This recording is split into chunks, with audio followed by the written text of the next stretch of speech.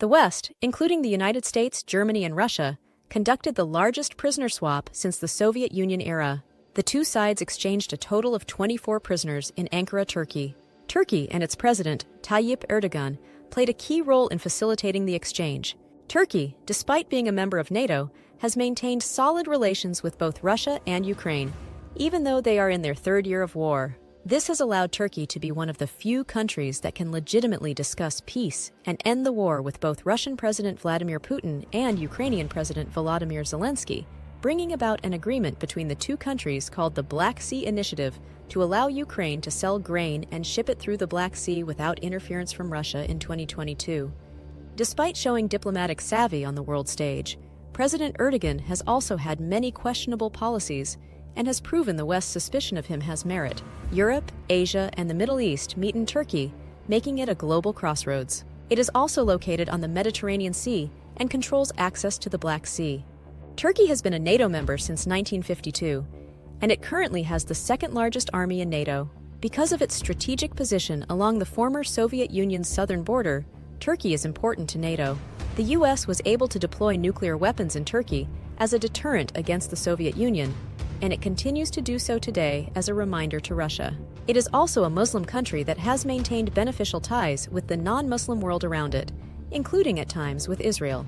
The country's strategic geographic position has granted it a degree of influence that few countries can possess, especially when led by competent leadership. As mentioned in this publication, President Erdogan has occasionally shown his commitment to peace in his efforts to end the Ukraine war. A peace talk breakthrough has eluded all parties. But despite this, President Erdogan is one of the few leaders who has the trust of both Russia and Ukraine. This trust has allowed Turkey to play an important role in the prisoner exchange on August 1, 2024, which is admirable. But these positives should not overshadow many of the questionable activities of the Turkish president. In 2017, he urged the Turkish diaspora in Germany to vote against then-Chancellor Angela Merkel, citing German leaders as enemies of Turkey. In 2022, he threatened that Turkey could attack fellow NATO member Greece with missiles that could reach Athens, to name a few of his outlandish outbursts at fellow NATO members. Recently, President Erdogan has continued his unpredictable ways, as he has been a supporter of Hamas and its struggle against Israel. This support is not unusual, as there are a significant number of European countries that are sympathetic to the Palestinian cause. Erdogan shows his support for the Palestinian cause by maintaining friendly relations with the Hamas leadership. Although he did not endorse the October 7, 2023, attack on Israel by Hamas, which resulted in the deaths of 1,200 Israelis and the capture of over 250 others as hostages, he offered his services to negotiate an end to the conflict before Israel began its ground operations in Gaza. Was this a commitment to peace, as seen in his Ukraine-Russian efforts, an attempt to protect Palestinians or Hamas leadership? President Erdogan has publicly expressed his anti-Zionist sentiments, referring to Israeli Prime Minister Benjamin Netanyahu as a vampire and psychopath, comparing him to Hitler and accusing him of genocide in the Gaza war, which has claimed the lives of approximately 39,000 Gazans. Despite the on-and-off relations between Turkey and Israel, there was lucrative Mediterranean trade between the two countries, equivalent to over $100 million a month, until President Erdogan ended all bilateral trade between the two countries, which was a bigger blow to Turkey than Israel. While President Erdogan is not alone in his support for the Palestinians, his rhetoric has included a lack of harsh condemnation of Hamas, even going so far as to call them an organization of liberation. Additionally, he has made public and undiplomatic accusations against Israel and its leadership in the war. This week, President Erdogan took this anti-Israel rhetoric to a new level when he stated that Turkey could enter Israel and support the Palestinians. He added that the Turkish response would have to be strong enough for Israel to cease its attacks on the Palestinians. Erdogan addressed his political party at his ancestral home in Rizal, so it is unclear if this was national policy or just a political rallying cry.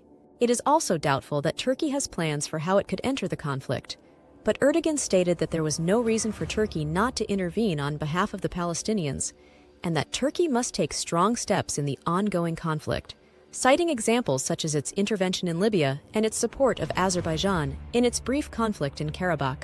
Israel's Foreign Minister, Israel Katz, harshly rebuked President Erdogan, comparing his actions to those of the former Iraqi dictator Saddam Hussein, who similarly used rhetoric against Israel to garner international support following Iraq's humiliation over its war with Iran and later Kuwait.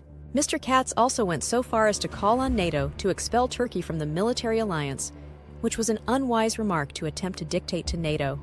This led the Turkish communication director to call Mr. Katz a Nazi. Mr. Katz's NATO comment was not a surprise, but it has been a problem because Turkey has blocked all NATO attempts to interact with Israel since the start of the Gaza war.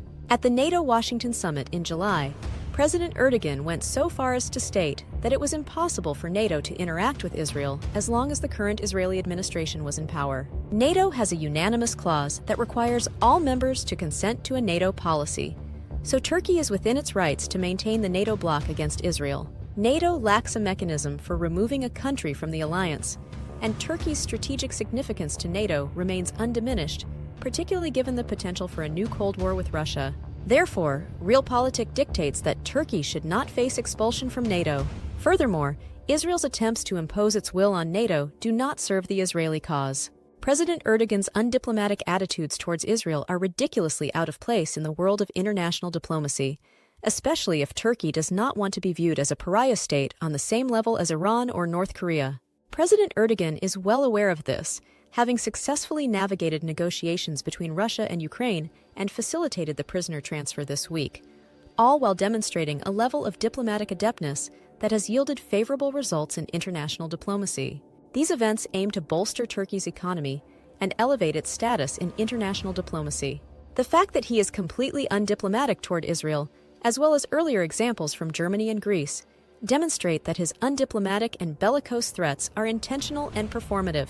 The Turkish president appears dangerously undiplomatic at times, either to rally his domestic support base, divert attention from their economic problems, or assert his leadership over a larger Turkey.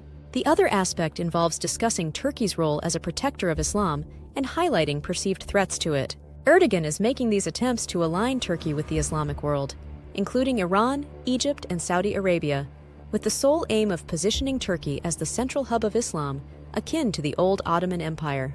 He has demonstrated in the past that he has a competent grasp of diplomacy and domestic politics to keep his many opponents off balance.